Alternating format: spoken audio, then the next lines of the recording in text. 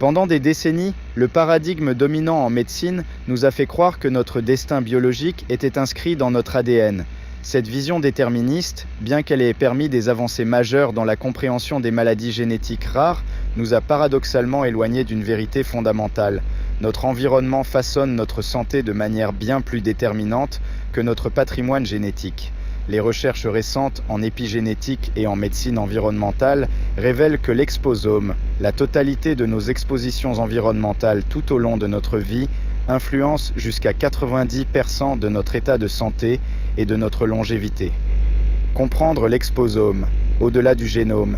L'exposome représente l'ensemble cumulatif de toutes les expositions environnementales qu'un individu rencontre depuis la conception jusqu'à la mort. Ce concept, introduit par le Dr Christopher Wilde en 2005, englobe 3 domaines principaux d'exposition. L'exposome externe général comprend les facteurs socio-économiques, le climat, les pollutions urbaines et rurales. Ces éléments modulent directement l'expression de nos gènes par des mécanismes épigénétiques, notamment la méthylation de l'ADN et les modifications des histones.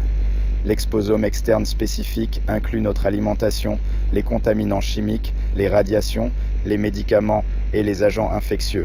Chaque exposition déclenche des cascades biologiques complexes, par exemple, les perturbateurs endocriniens comme le bisphénol A interfèrent avec nos récepteurs hormonaux, perturbant l'homéostasie métabolique et influençant le risque de diabète et d'obésité. L'exposome interne reflète les processus biologiques résultant de ces expositions. Inflammation, stress oxydatif, perturbation du microbiome, altération métabolique et hormonale. Ces mécanismes sont interconnectés et s'auto-entretiennent, créant des boucles de rétroaction qui peuvent soit maintenir la santé, soit précipiter la maladie. Les mécanismes physiologiques de l'impact environnemental au niveau cellulaire, l'exposome agit principalement par 3 mécanismes interconnectés. La modulation épigénétique représente le mécanisme le plus direct. Les polluants atmosphériques, par exemple, induisent des modifications épigénétiques qui altèrent l'expression de gènes impliqués dans l'inflammation et la réparation de l'ADN. Une étude de Harvard a démontré que l'exposition aux particules fines, PM2.5, modifie la méthylation de plus de 170 gènes associés aux maladies cardiovasculaires. Le stress oxydatif et l'inflammation chronique constituent la voie commune de nombreuses expositions néfastes. Les microplastiques, désormais détectés dans le sang humain, déclenchent une réponse inflammatoire systémique via l'activation du système immunitaire inné. Cette inflammation de bas grade, mesurable par des biomarqueurs comme la protéine C réactive et l'interleukine 6, accélère le vieillissement cellulaire et favorise le développement de pathologies chroniques. La perturbation du microbiome représente un mécanisme émergent crucial. Notre alimentation ultra transformée, pauvre en fibres et riche en additifs, appauvrit la diversité microbienne intestinale.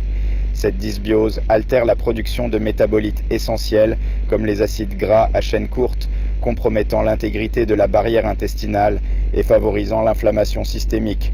L'alimentation comme médecine, optimiser son exposome nutritionnel. La nutrition représente l'aspect de l'exposome sur lequel nous avons le plus de contrôle direct.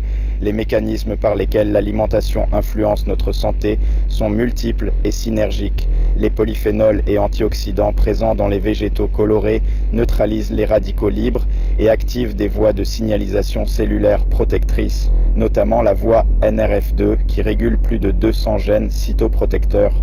Les études montrent qu'une consommation régulière de baies riches en anthocyanes, myrtilles, cassis, aronia améliore la fonction cognitive et réduit le déclin cognitif lié à l'âge. Les acides gras oméga 3, EPA et DHA modulent l'inflammation en favorisant la production de médiateurs lipidiques pro-résolutifs comme les résolvines et les protectines. Ces molécules orchestrent la résolution active de l'inflammation, un processus essentiel pour maintenir l'homéostasie tissulaire. Le jeûne intermittent et la restriction calorique activent des mécanismes de survie cellulaire ancestraux, notamment l'autophagie, le système de recyclage cellulaire qui élimine les protéines endommagées et les organites dysfonctionnels. Cette activation périodique de l'autophagie est associée à une longévité accrue et une réduction du risque de maladies neurodégénératives. Pour continuer votre lecture, pensez à vous abonner l'urgence d'une prise de conscience collective. Nous sommes à un moment critique où les données scientifiques convergent pour démontrer l'impact délétère de notre exposome moderne. Les microplastiques sont désormais détectés dans le placenta humain, suggérant une exposition dès la vie intra-utérine. Les perturbateurs endocriniens omniprésents dans notre environnement sont associés à une chute dramatique de la fertilité masculine avec une diminution de 50% de la concentration spermatique en 40 ans. Le Human Exposome Project représente une initiative cruciale pour cartographier systématiquement ces expositions et leurs impacts sur la santé. Cette approche holistique pourrait révolutionner la médecine préventive en permettant des interventions personnalisées basées sur le profil d'exposition individuelle plutôt que sur le seul profil génétique. Action concrète pour optimiser son exposome personnel. La compréhension de l'exposome nous offre un pouvoir considérable sur notre santé. Voici les interventions prioritaires basées sur les données scientifiques actuelles. Filtrer son eau de boisson avec des systèmes de filtration par osmose inverse ou charbon actif pour éliminer les contaminants chimiques et les résidus pharmaceutiques. Privilégier une alimentation biologique et locale pour minimiser l'exposition aux pesticides et maximiser la densité nutritionnelle. Les études montrent que le passage à une alimentation biologique réduit de 90% les niveaux urinaires de pesticides en seulement une semaine. Optimiser la qualité de l'air intérieur en utilisant des purificateurs HEPA, en favorisant les plantes dépolluantes et en évitant les produits ménagers toxiques. Gérer son exposition aux champs électromagnétiques en établissant des zones sans appareils électroniques, particulièrement dans la chambre à coucher, et en utilisant des connexions filaires quand c'est possible.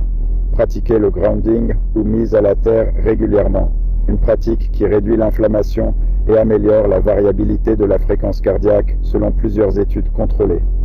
L'exposome nous rappelle que notre santé n'est pas prédéterminée, mais résulte d'une interaction dynamique entre nos gènes et notre environnement.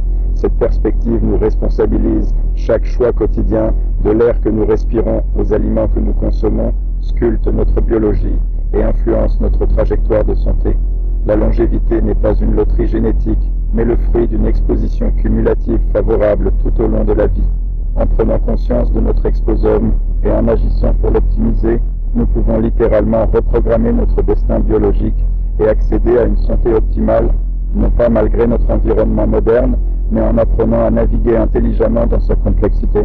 Sources Wild, CP, 2005, Complementing the Genome with an Exposome, Cancer Epidemiology, Biomarkers and Prevention, 14-8, 1847 to 1850, PMID, 16103423, Wild, CP, 2012, The Exposome, From Concept to Utility, International Journal of Epidemiology, 41-1, 24 to 32, Rappaport, SM, and Smith, MT, 2010, Environment and Disease Risks, Science 330, 6003, 460 to 461, Vermeulen, R. et al., 2020, The Exposome and Health, Where Chemistry Meets Biology, Science 367, 6476, 392 to 396, Vinace, P.